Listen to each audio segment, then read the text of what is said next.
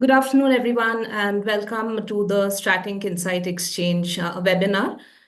Before we begin, my name is Shreya Roy. I'll tell you a little bit about Strategic in case you're not familiar with it.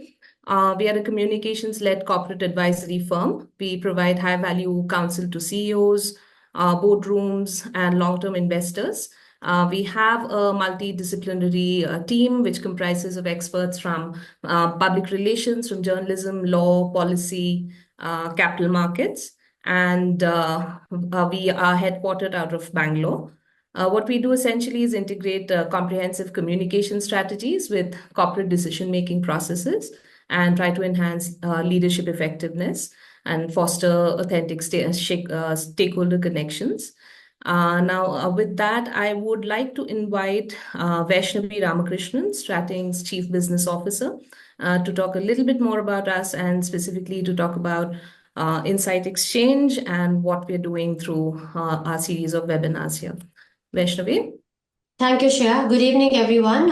It's my pleasure to welcome you today for the webinar, where we'll delve into the intricate world of geopolitics and its far-reaching implications on global business and strategy.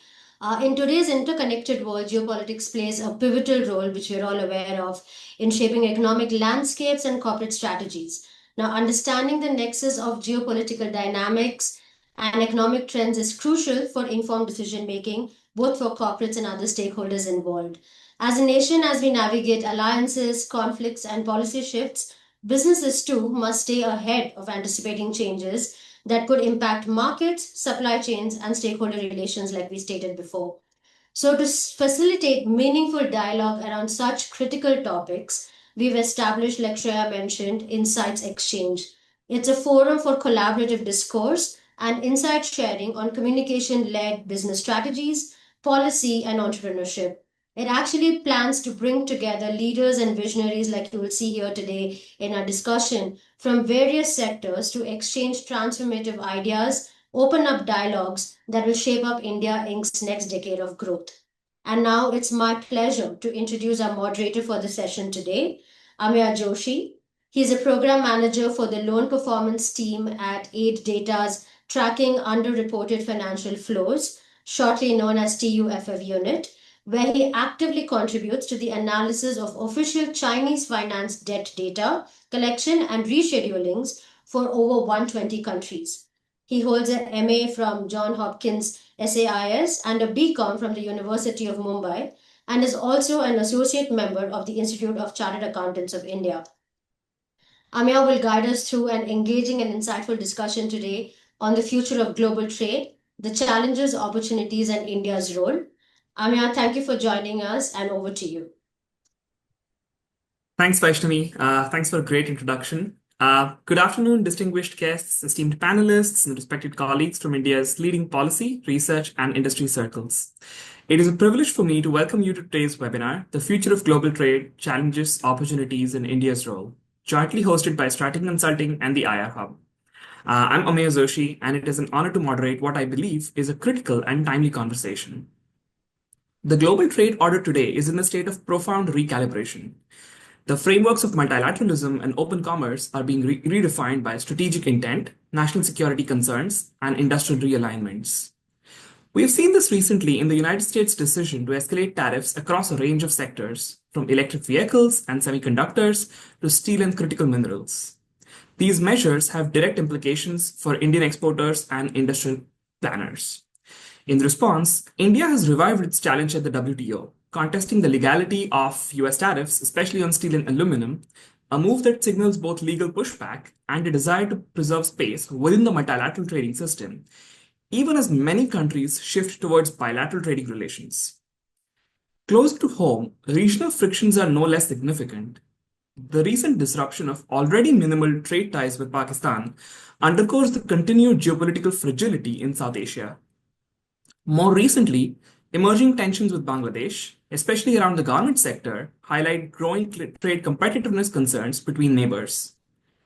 Reports of tariff differentials and disputes over origin-based rules threaten to unsettle one of South Asia's most productive bilateral trade corridors. These developments raise fundamental questions. How can India navigate strategic rivalries while sustaining regional economic integration? And are we prepared for a future where even friendly neighbors become tough trade competitors? Amid this volatility, however, lies opportunity. India today stands at a potential inflection point, courted by global players seeking to diversify supply chains and simultaneously working to scale domestic manufacturing through initiatives like PLI and Make in India. But the path forward is complex. It demands agility, coherence, and a balance between geostrategic ambition and institutional capability.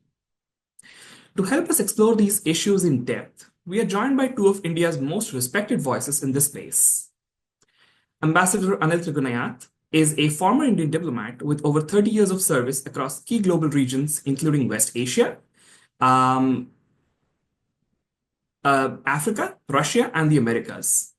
He has served as ambassador to Jordan, Libya, and Malta, and is currently a distinguished fellow at the Vivekananda International Foundation. An alumnus of JNU and Oxford University, he is a prolific writer, speaker, and commentator on foreign policy. He recently authored West Asian Dynamics and Indian Imperative and edited Evolving Security Dynamic in West Asia and India's Challenges. He is also a peace ambassador with Unity Earth and a committed Rotarian. Our next panelist, Mr. Atul Kaushik, has worked in the Government of India for 35 years, dealing with export promotion, bilateral and multilateral trade policy, Cabinet Office, petroleum, environment and climate change, justice, and the Parliament. He has been India's negotiator for dispute settlement and intellectual property rights at the WTO and climate change at the UNFCCC. Currently, he steers the Global Development Center and the Global South Center of Excellence, hosted at the Research and Information System for Developing Countries, RIS, and contributes to its trade-related work. Together, they bring a unique combination of diplomatic insight and policy precision that will enrich today's dialogue. With that, I look forward to an engaging and forward-thinking conversation and invite our panelists to share their opening remarks. I first invite Mr. Atul Kaushik to share his opening remarks on global shifts in trade architecture. Thank you, Mr. Ameya Joshi. Am I audible? Okay, so good afternoon to everyone in the room, virtual room today. I'm happy to join this conversation on a very timely issue to be debated, discussed, and it is being discussed in various places. We are looking at a kind of a VUCA word, volatile, uncertain, complex, ambiguous word. And in this, the global trade architecture has undergone a number of changes. So what I plan to do in my opening remarks is to give a context to this shift to the trade architecture by looking at its history, and then coming to the present, like Ameya said, to talk about the Trump tariffs and what India can do about them. So, during medieval times, trade was primarily in missing inputs for consumption, say spices, silk, or for production, primary production, slaves, minerals, stuff like that.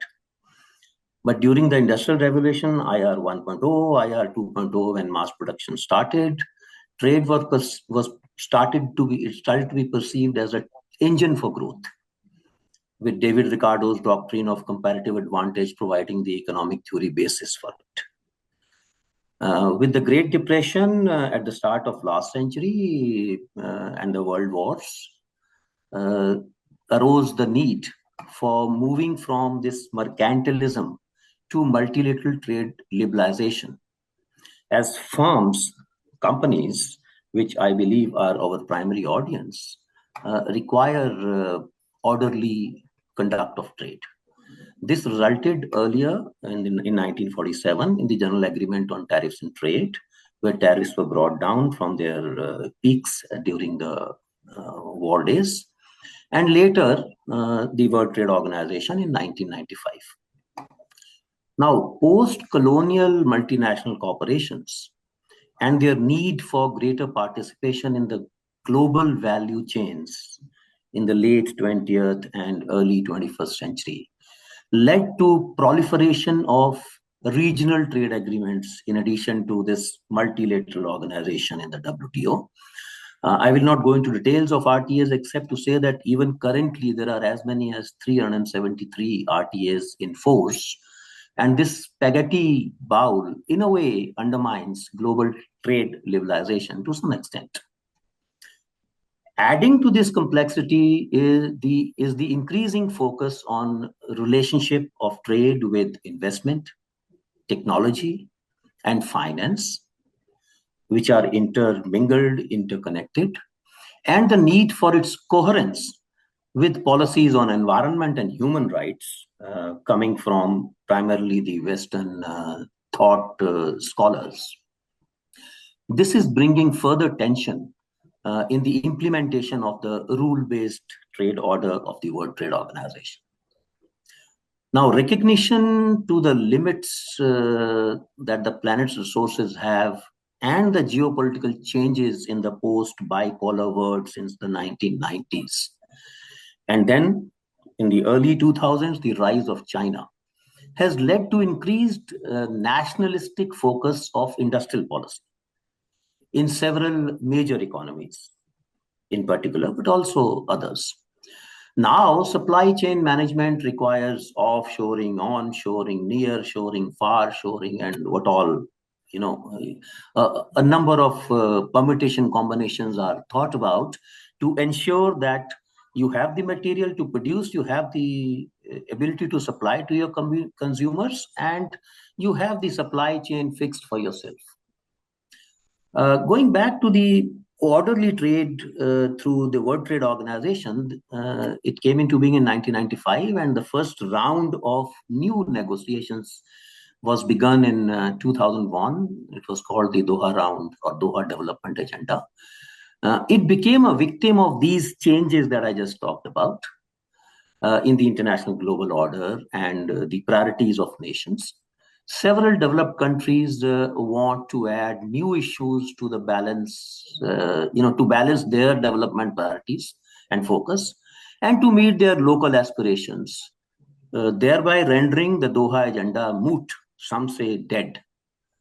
The consensus-driven nature of the WTO decision-making processes has made it elusive to agree on expanding the Doha agenda on the one hand, or to launch a new round.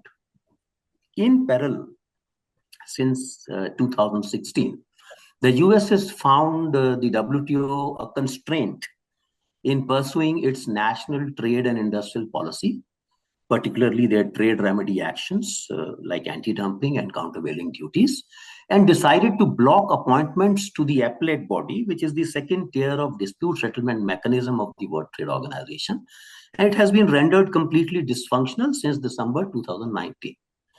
And on top of all that, after the COVID and after all these geopolitical tensions, we have the Trump tariffs this year, which came as the last straw to take trade right into the center of this VUCA word that I began with.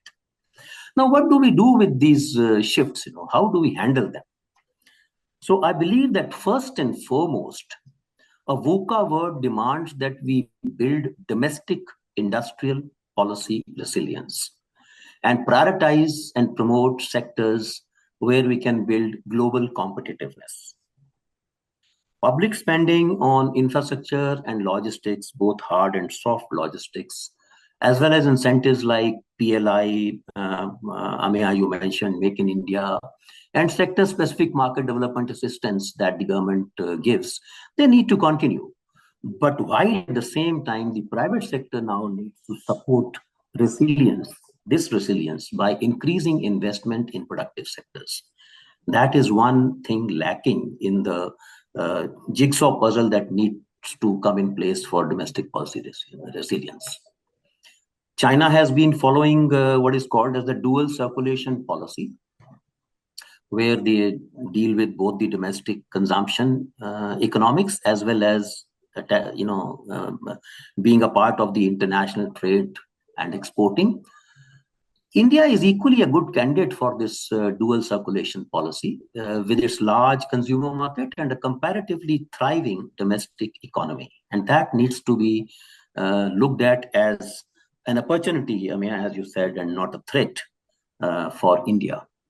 increasing global value chain participation with or without China plus one policy of some of the countries like United States, European Union, Japan, and others, requires from the private sector innovation and R&D investment, strengthening focus on quality, and global tie-ups for critical minerals and agriculture value chains, two of the areas which are key to continued participation in the global trade ecosystem.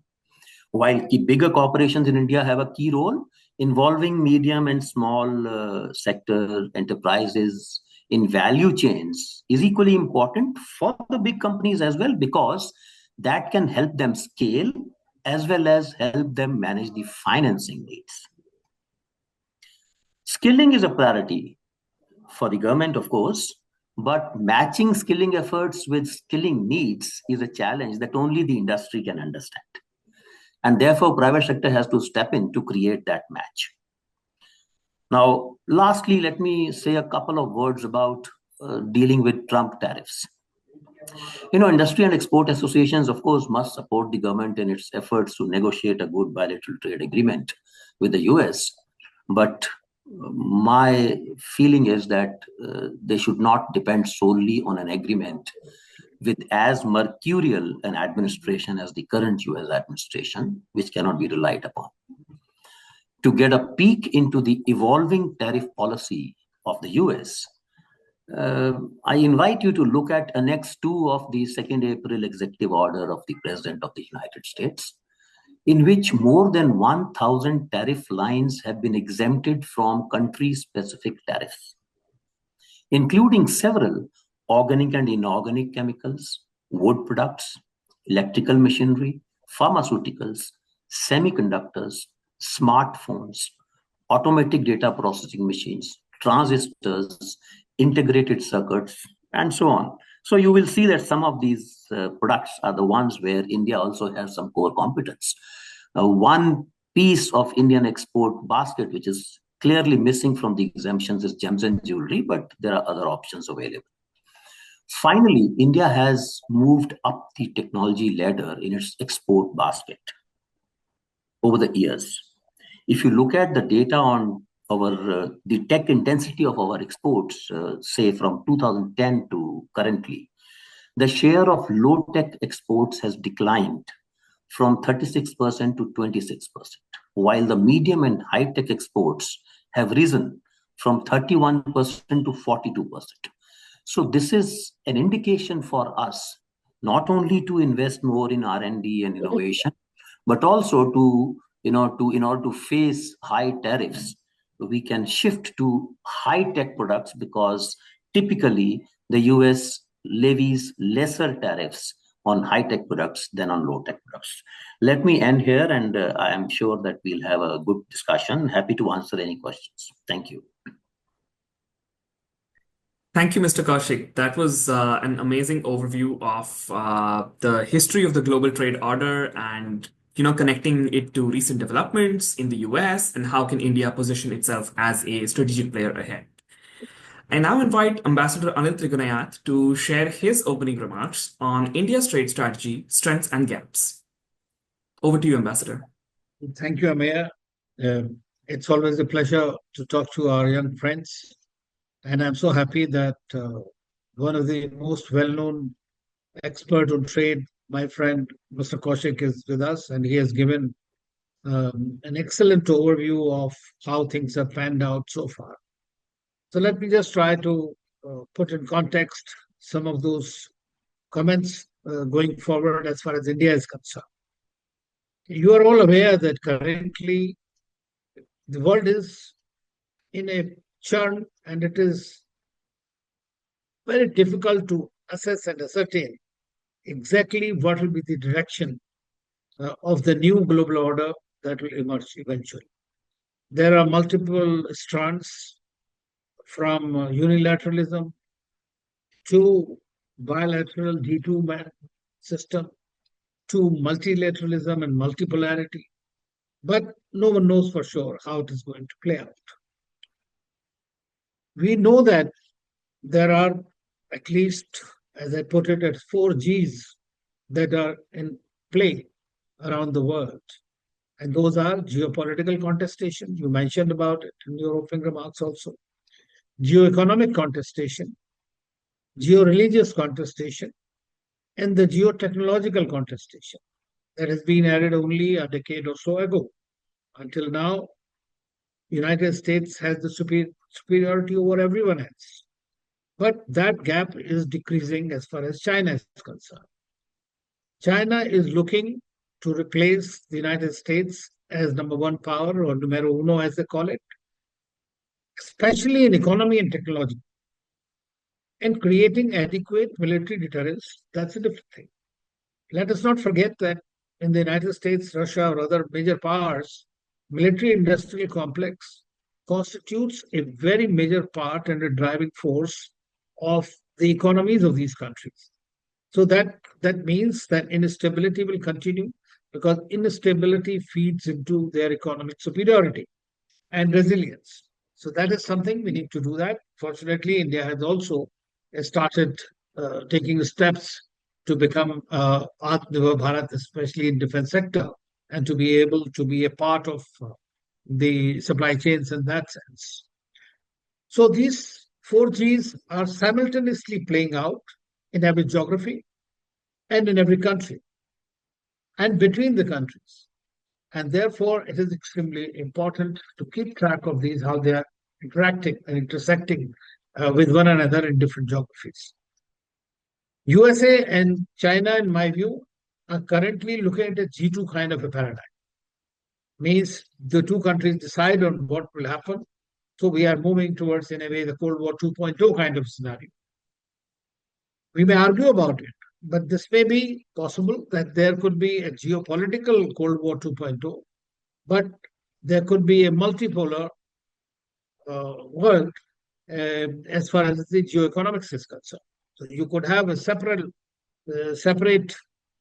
sectors and countries and the groupings in this kind of a multipolar vector that we are looking at. But if you come to think of it, let's just look at several black swan events have happened, which have tried to guide us into many ways and challenges that the countries are going to face. But I would say let us look at the Russia-Ukraine war, not in terms of military fiascos and the death and destruction it has caused, or the international principles that have been violated, but the impact on the industry, on trade, on the countries. We need to look at it. I'll try to put it as 4Fs, which means the weaponization of the financial instruments, which was done by the United States by denying Russia the access to Western financial institutions and confiscating their $360 billion. That is a red line that is being crossed already, which has led to something called de-dollarization or alternate currency mechanisms. And you must be reading about the Trump being very gung-ho and against these, saying I'll put 100% tax. But this is their fault. They are the ones who have initiated it. And consequently, a large number of countries are finding other mechanisms trying to immune. So therefore, our industry and the governments have to be mindful of that over-dependence on a single currency could be equally disastrous. India itself has come out with the UPI, digital currency and whatnot. And now we are having something which is like UPI is now being acceptable to many countries. We have signed, I believe, 21 agreements with different countries. We are not openly supporting the BRICS currency mechanism. That could be in direct contravention to the US designs, or could essentially give one more point to President Trump. He already calls India as a tariff king. And that's why we have seen that we are one of the first to be negotiating a bilateral trade agreement with the United States. And that's one way to go ahead. Now, we have heard about the Trump and his tariffs and taxes disruptions that are caused into the global system. Already we're seeing unilateralism prevailing over multilateralism. Unilateral sanctions are creating disruptions also. So that is something that is how we are going to look at it and trade with that. There's one way to do it. We need to find some kind of vehicles, commercial vehicles, the trade vehicles, which are immune from these kind of unilateral sanctions. So it's extremely important to look at those, that what is it.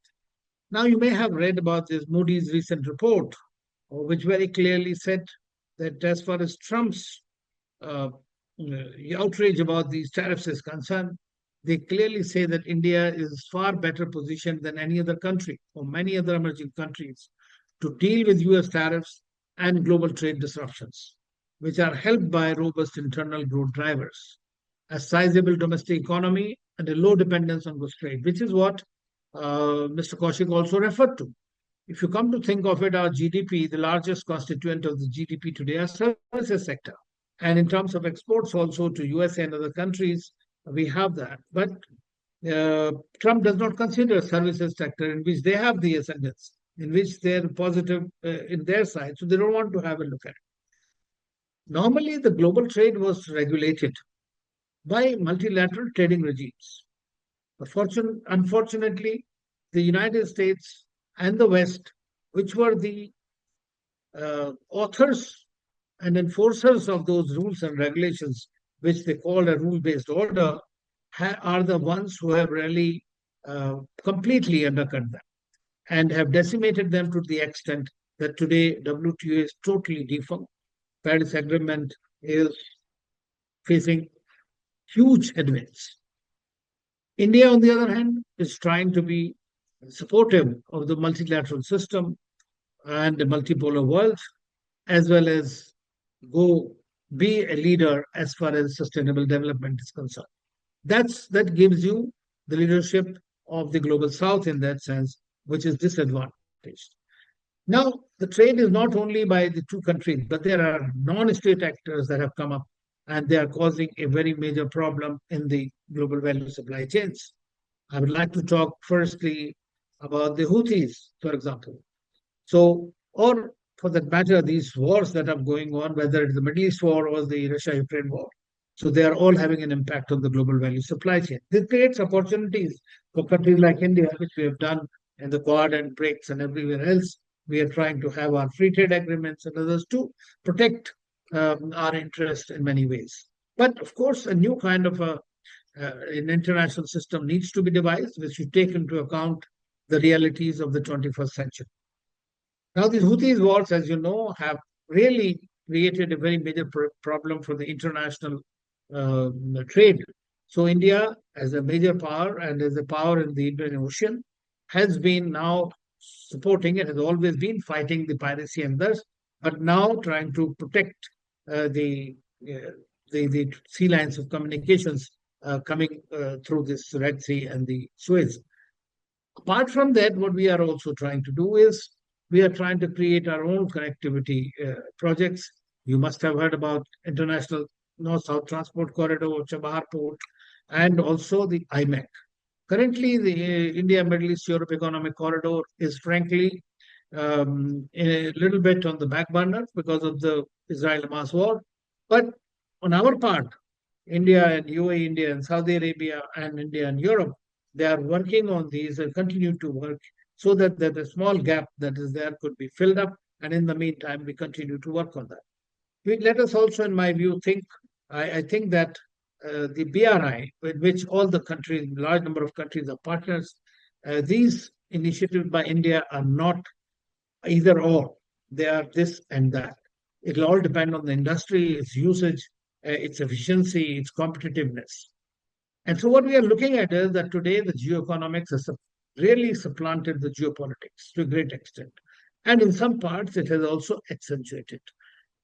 Energy security is extremely important for us. So therefore, sea lanes of communication, the supplies centers need to be diversified, and long-term arrangements have been for which India is doing correctly with major partners in the Middle East and in Africa and elsewhere. Food security is extremely important again. And this food security, we are working in sub-regional cooperation programs with bilaterally and others. And India is also not only providing to needy countries, but has also become self-sufficient in the food. Fertilizer is very important for agricultural growth. Likewise, the agri-tech is very important in that.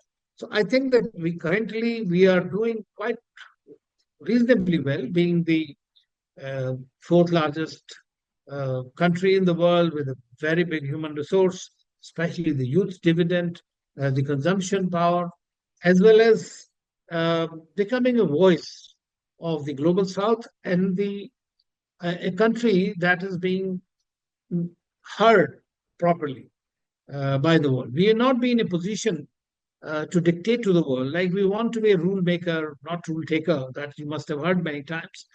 At the moment, I think what we are trying to ascertain is that this is our position. Our position is in the form of, let's say, global. You must have heard Vasudhaiva Kutumbakam and all that. Now, that means the whole world is impacted by the major challenges, be it terrorism or be it the climate change. And therefore, we need to work together. As far as bilaterally concerned, we are going by this India first, America goes by America first, China goes by China first. Now, every country is having its first, which also means there is a lot of exclusivity by these countries that you can't be growing at the expense of the other. Now, how do you find a fit model for that? And in that sense, I would say that what Prime Minister Modi was in Washington, D.C. meeting Trump, he very clearly mentioned to him that you have MAGA, which is Make America Great Again, and there is MEGA, which Make India Great Again. And then we go for a mega partnership for our mutual prosperity. So that is the way to go, the collaborative mechanisms. And that's what I think that we are doing it. But still, headwinds are very much there. You know that President Trump told uh, Tesla and Elon Musk not to manufacture in India his electrical vehicles. He told Tim Cook not to make Apple phones, which are our largest export, by the way, now. As and we are started to benefit now with the China plus one strategy that many of the companies and countries are following. And I believe that we are going to benefit from that, provided we continue to um, make major economic reforms. They are extremely important to give uh, confidence to the industry, global industry, to come and do that. Of course, tariffs need to be rationalized while you are going to protect your own industry. Our current exports are not bad. I mean, they're $820 billion, which is not bad. USA still is our largest trading partner. But if you put the EU in the first place, then it becomes. Now, many of these negotiations that are going to happen, and you mentioned about Bangladesh, so I'll briefly touch upon that, that Bangladesh was in our South Asia, was basically a relationship that we could flag anywhere with the neighborhood. We've done tremendously well. But the geopolitics of the region is such that we have China as a competitor there, we have Pakistan as a spoiler in the region. So you're going to have these kind of headwinds against the policies of certain political parties in each country. Now that is going to be there. But look at this: their textile industry gives them the largest part of their the GDP, and it is sustained by by Indian investments and supplies. Now look at this: that European Union, if we are going to have a free trade agreement soon, early harvesting agreement likely, we just had with the UK, and if we have the United States, so three of these major trade agreements will provide you a certain advantage. Today, we have a disadvantage of 12% on our textile exports to European Union compared to Bangladesh. So, large number of companies have been going to Bangladesh, and from there, using the GSP benefits and others going there. But once you have this kind of a trade agreement, I think that is going to help us compete more effectively. We are working very in a strategic manner, in my view, by going for calibrated, well thought out free trade agreements, unlike before, when we just used to have these agreements for the heck of it. And that's why mostly we did not benefit from them. And then we wanted to review them. In any case, the nature of trade has changed, the nature of interaction has changed, nature of geopolitics has changed. And therefore, we need to be far, far more, I would say, mindful of these kind of issues that are coming up on a regular basis facing us. We have used in the budget, as you know, several new things like there were duties were scrapped, for example, on EV battery, phone components, etc., to spur that make in India manufacturing. And I think if we can continue to make our policies right, the ease of doing business right, we've always mentioned that we are 53rd in the DBI. Frankly, that means 52 countries are above you. So we need to still do much better on that, irrespective of various companies, various groups, various rating agencies talking very highly of you. So we are still 2.33% of the global trade. We need to increase that, and that's where the whole effort is going. So I'll stop here and will be happy to uh, take any questions. Thank you, Ambassador. We'll get straight into a moderated Q&A session. We already have a list of questions we've received in advance of the webinar, and we'll also be getting questions during the session. But let me start by asking you both the first question, which is, I'm going to combine a bunch of questions that are on similar topics, and this one is about recent events in the neighborhood. How do you see the India-Pakistan situation and the role of China in Pakistan, and now the current trade conversation between the US and China affecting India's trade with the US and the Make in India program? A similar, follow-up to that question would be when recently Operation Sindoor unraveled the alignment of major global powers on India's critical issues. How will India navigate through it while keeping our trade and security interests in forefront and maintaining ties that benefit us? Right. Atul, would you like to take it or start? Oh, this is a strategy question which Ambassador Trigunayat can best answer. I can only repeat what I said about what to do with the VUCA word, and which is, if you are strong inside, you can face these external shocks better. So prepare for domestic industrial resilience, and for that, both public and private sector have to come together. Yeah. As far as the recent Operation Sindoor is concerned, this was a limited conflict and a limited war against the terror. And in response to the terror attacks in Pahalgam, Kashmir, that was there to convey the message to Pakistanis and to the world that terror and talks cannot continue, that terror and trade cannot continue, that water and blood cannot flow together. Now, these are the messaging which has been given. A new kind of a normal has been created. If you remember, Pakistan and India roughly have about $10 billion of trade.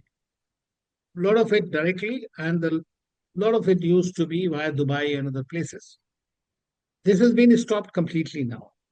And many of the important things that they needed, like pharmaceuticals, sugar, and sometimes. Now, those have been also now, but it is because of Pakistan, not because of us. In the beginning, Pakistan did not give India the MFN, this is most favored nation treatment. And with great difficulty, after a long time, when they initiated that, they also withdrew very quickly. And likewise, after 2019 also, they stopped trading. And again, they requested for something. So today they are in a difficult situation. But what India is doing, India's focus is, and as such, if you come to think of it, the trade within the SAARC or South Asian countries is less than 5% among themselves. So it's one of the lowest compared to ASEAN or compared to, for that matter, European Union. So India's largest trading partner today, by 18%, is European Union, followed by US, then China, then others. So we have to continue to work in those countries. For example, we signed a CEPA with the UAE, the first one. Now we are finalizing one with Oman also. We are working with GCC. Now UAE was our third largest trading partner in terms of individual countries, if you were to look at. And Saudi Arabia, the fourth largest trading partner. So we have to look at the investment and trade also together, that they feed into one another. That's how India is trying to protect. Then when you are in the Quad, for example. Now, Quad, we are not looking at, although it's called Quadrilateral Security Dialogue, but from India's perspective, it is providing us opportunities to do critical technologies and critical minerals in the health sector, vaccines or whatnot. So it's providing an alternative. Then you are signing they're becoming a part of like India Pacific Economic Forum, for example. We are part of the BRICS. So that provides us several openings in that regard with various countries. Then with Africa, with many countries, we have given them duty-free exemptions of exports to India, especially the least developed countries. We are trying to provide a lot of capacity building assistance to a large number of developing countries. And Mr. Kaushik will bear me out that the most of the countries in the world did not know how to negotiate a WTO. So India actually provided a huge capacity building assistance, and we created an institution to help them under the ITEC program and others directly. So I think that this is something we are doing it. But as far as China and US is concerned, currently their spat is at a low because China withstood the American pressure. And finally, President Trump came down and has said 90 days, 30%, 20%, whatever it is. But that's an opportunity for us. But that opportunity you can only encash when you make the country more attractive for foreign direct investment. And that's extremely important for them. The policies, the legal framework, the labor, the land, all those kind of things will have to be in a comprehensive manner reviewed because the first phase of reform that started in 1991 have run their course. Now the new ones in a very new kind of an environment will have to come. We have to also work out on some kind of a data sharing law. Actually, there we are still struggling what to do it. So e-commerce come into play in a big way, and with which all the big companies are major partners. So I think that a lot of things are being done, but at the moment, I think India's focus is to protect its market and the major trading partners from volatility. Thank you, Mr. Kaushik and Ambassador. Thank you for providing a very comprehensive overview of the capacity building and the other initiatives that India has done to strengthen other countries' partnerships with it, as well as conduct capacity building in those countries. Our next question is more, I think, on the WTO lines. India has recently filed a formal complaint at the WTO over the United States' continued imposition of tariffs on steel and aluminum, first introduced under Section 232. At the time when the US is also escalating tariffs on a wide variety of products, how do you see the legal challenge fitting into India's broader trade strategy? Is the multilateral routes still an option to deliver, or is it largely symbolic now in this increasingly bilateral world? I think Mr. Kaushik can start, and then Ambassador can chime in as well. Yeah, sure, Ameya. So if we go back to Trump 1.0, we would recall that a similar game played out at that time. US had imposed 15% tariffs on steel and aluminium. We filed a case against them in the WTO dispute settlement body. At that time, it was not totally dysfunctional, but by the time the panel composition stage came in our dispute, we had less than 3 members in the appellate body. So we could have constituted a panel, but if either party wanted to appeal, they would not have had a forum to appeal. And as a consequence, the dispute would have stayed in limbo. Keeping that in mind, and the fact that the Americans needed our steel and our aluminium products, particularly auto components, and we needed that export market, the two countries sat together and bilaterally resolved 3 disputes, 1 by them and 2 by us.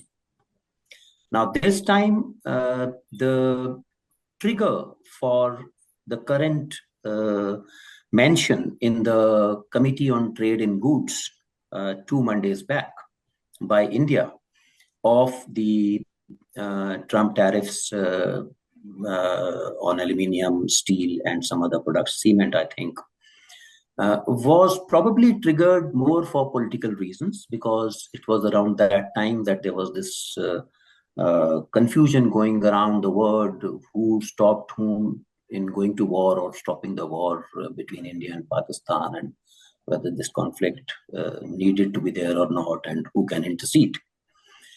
But filing a dispute, or at least filing a complaint formally, is still a relevant proposition for any of the WTO members who has not walked out of the WTO, because it has a salutary impact on the trading community in general uh,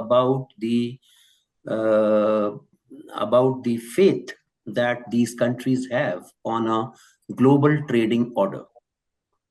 So if you have a mechanism to approach for resolution of disputes and you are utilizing that mechanism, you are basically reposing your faith in the revival of a multilateral trading order. So I think in terms of a message, India did well to file a dispute. In terms of outcomes, as I mentioned, the appellate body is not functional. There is the possibility that has been spearheaded by the European Union through a mechanism called the multi-party appellate arbitration agreement. It's an interim agreement that takes care of those appeals which are going to be appealed into the void because the appellate body does not exist, where those who agree with the MPIA can then take that matter to 3 of the chosen 10 senior legal personalities of the world, who constitute a bench of the appellate of the appellate body, like the appellate body, and bring a verdict. And there is a provision in the existing dispute settlement understanding of the World Trade Organization, which is on arbitration. And that provision, which is Article 25 of the DSU, has been invoked by the MPIA to give recognition to an arbitral award that comes from the MPIA for future action within the WTO. For example, in terms of compliance of the order, in terms of retaliatory measures in case the order is not complied with fully, and in terms of getting into another arbitration to determine whether there is full compliance or not. So this is the long answer to, or the technical answer to your question. The short and political answer is that this VUCA word cannot run for very long. And this is where I would like Ambassador Trigunayat actually to say more, because he understands strategic geopolitics better than I do. More and more, these big countries, as Ambassador Trigunayat said, who are the cause of the current dysfunctionality of the legal order or the global order, and not the victims, are slowly recognizing that they are victims as well.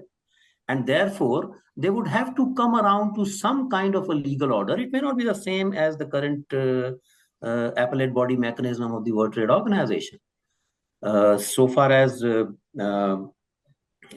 rest of the global community, if we do not consider US, European Union, China, Japan into the matrix, then the others are really keen to go down that path and look at possibilities of revival, so long as the revival is on a basis which is balanced and which is likely to achieve outcomes which are balanced both for developed and developing countries. As a part of the South African G20 presidency, to give you just one example, I am associated with coming out with a proposal for the WTO reforms. And we are having the summit of the G20 in November this year in South Africa.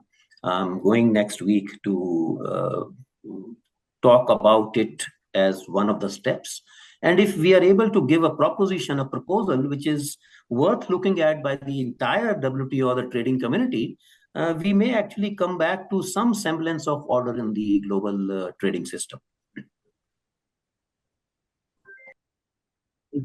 Ambassador, would you like to chime in? Well, I think there's nothing much to add. Mr. Kaushik has given a very detailed response. And, the problem with the WTO has been the most robust mechanism of the WTO has been its dispute settlement mechanism.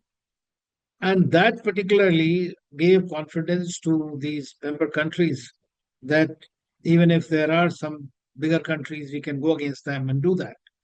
But very often we have seen that United States, number one, is one of the most legalistic country in the world. They understand law much better. They twist it to their advantage.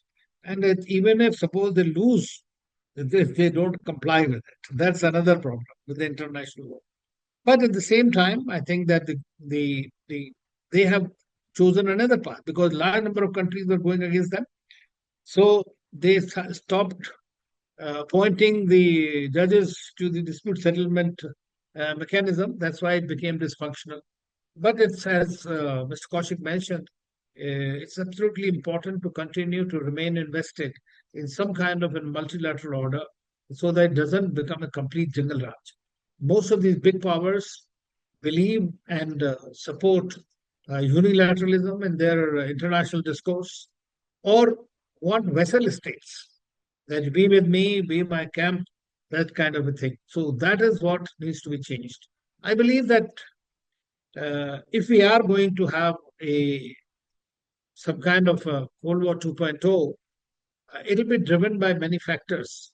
But where does India stand in that? Personally, I feel that India cannot join either of the two camps, will not be able to join for its own interest if it is looking to become a Viksit Bharat and a developed country beyond a point. So, India today is trying to position itself as a country that represents the largest part of the world, which it calls at Global South. So it has become a voice of Global South. We have had three summit meetings, three meetings of the Voice of Global South post uh, during our presidency of the G20 and the post. And everything is working towards that. We are also working on the India Africa Forum Summit that's likely to happen this year. The Quad Summit, which is happening with the Americans, hopefully they'll be coming there. And India is working on various kind of regional trading arrangements, bilateral trade agreements, minilaterals, and that. So that's how that's in the winter. Eventually, the water finds its level.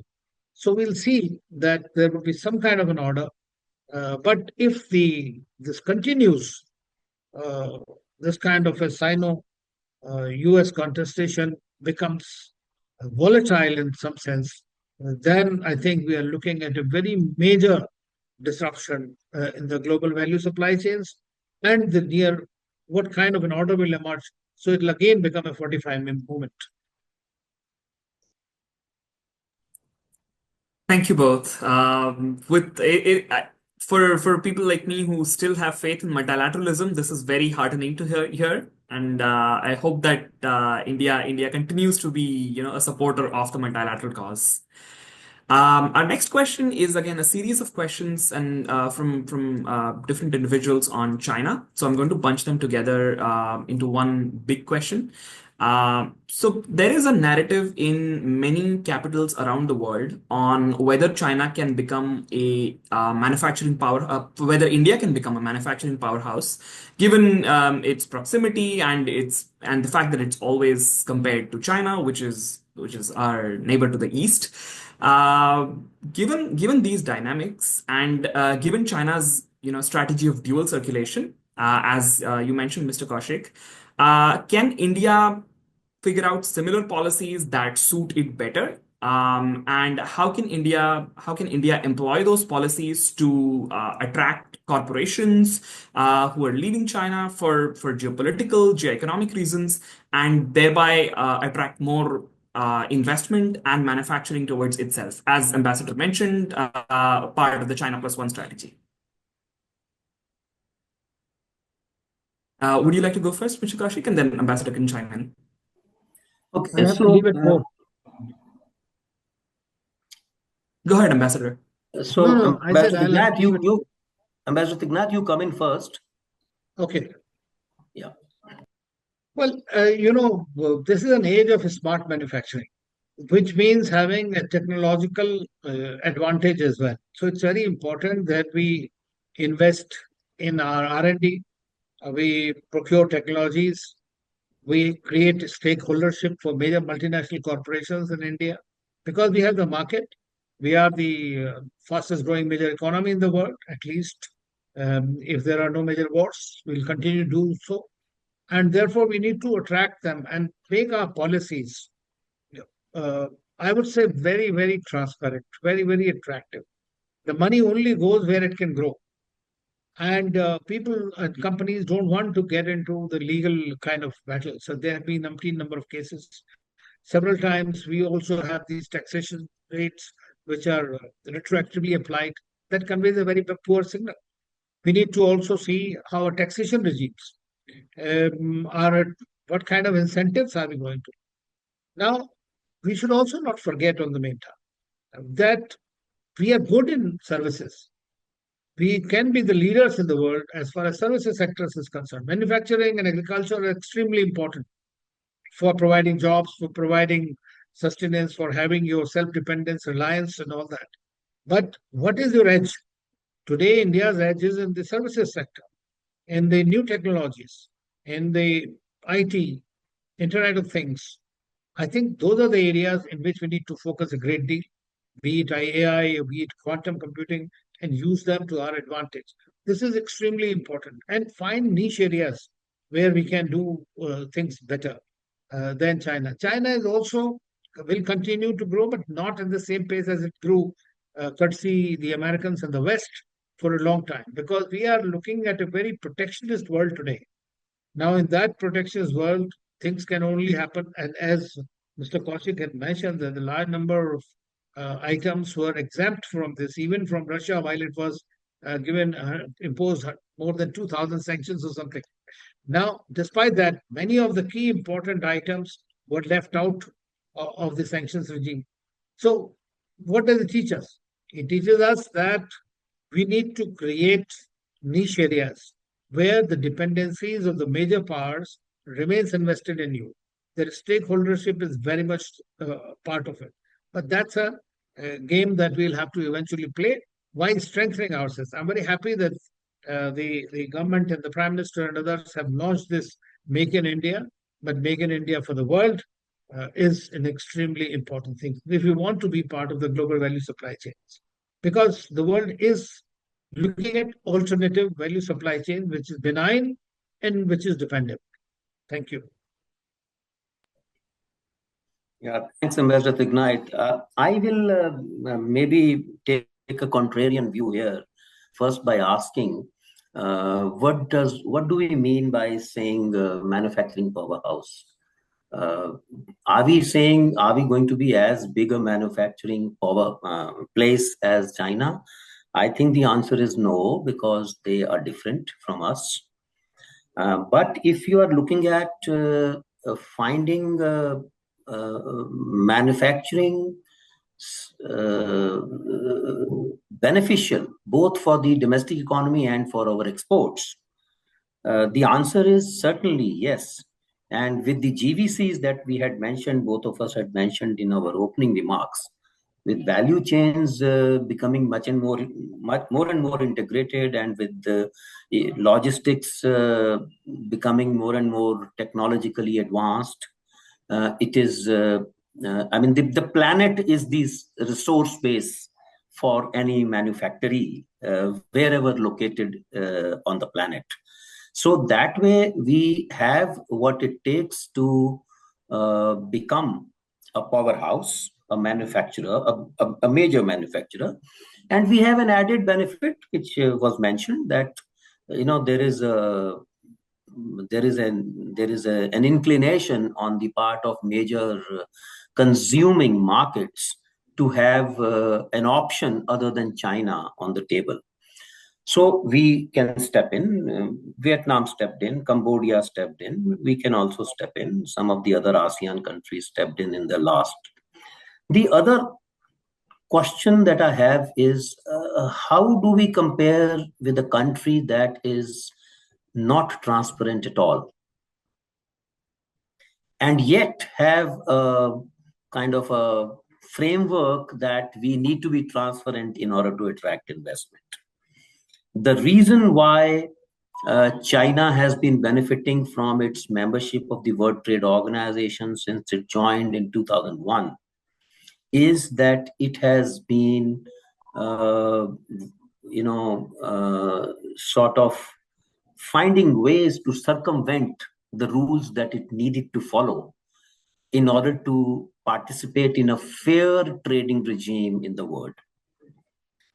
The way that the financing of manufactories in China is done, the way that banks operate in terms of providing liquidity for scaling is something that is not possible in India.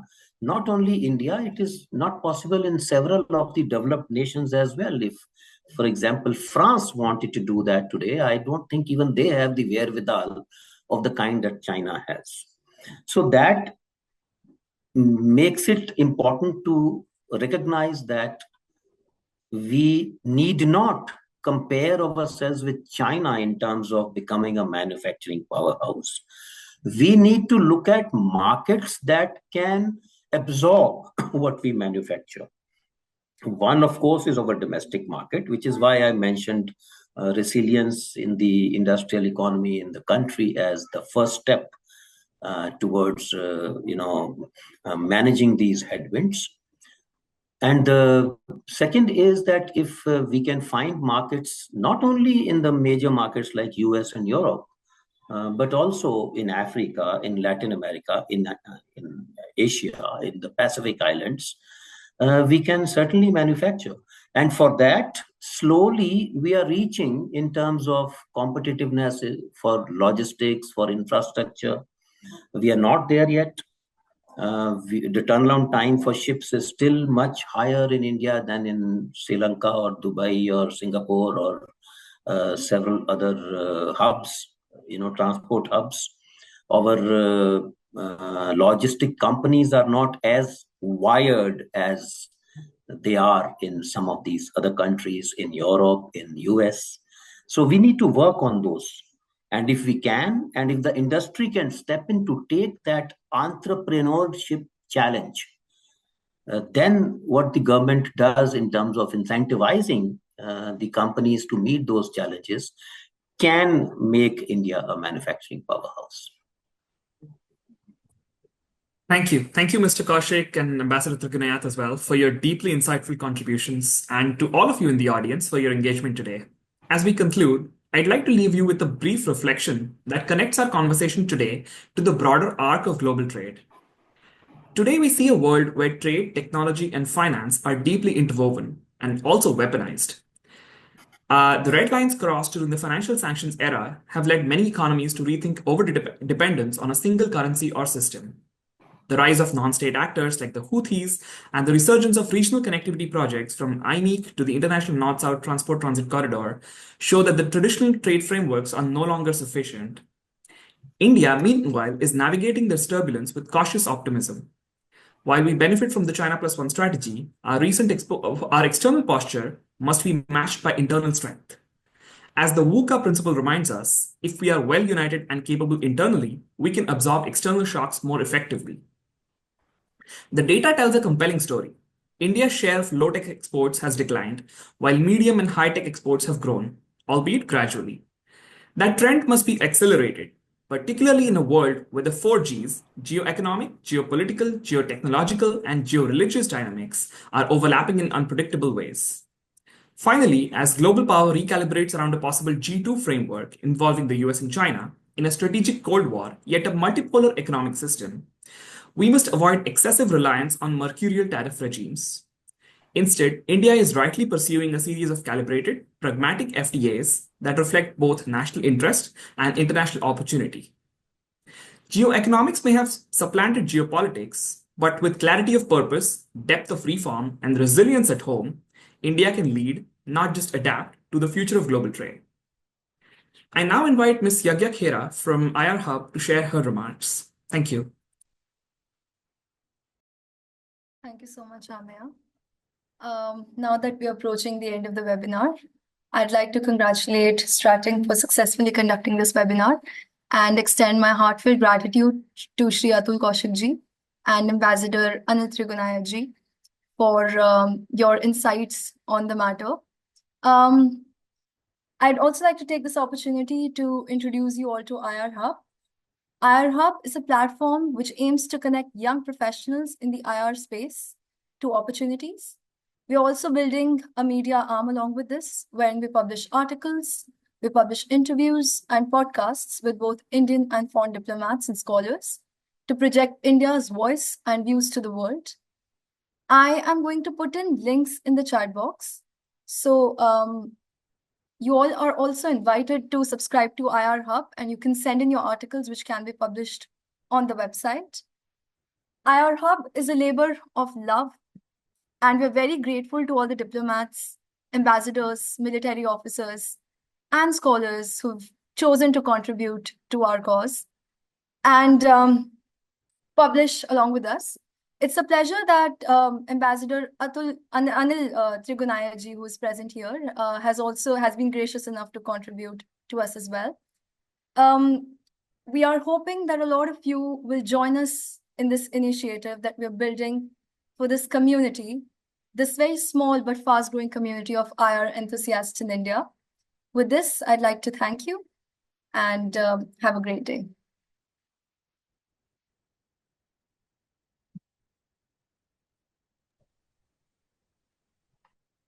Thank you so much, Yagya. Mr. Joshi, thank you so much for moderating the panel, and Mr. Kaushik as well as the ambassador.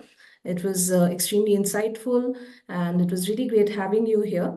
For all of the attendees, we hope that you've had an insightful understanding of the topic, and we would also like to invite you to visit our website, where you'll find our series of commentaries on geopolitics, on policy, on business and communications. It's called Incurated. And do come in for our future events for at Insight Exchange as well. With that, we can close the webinar. Thank you all so much.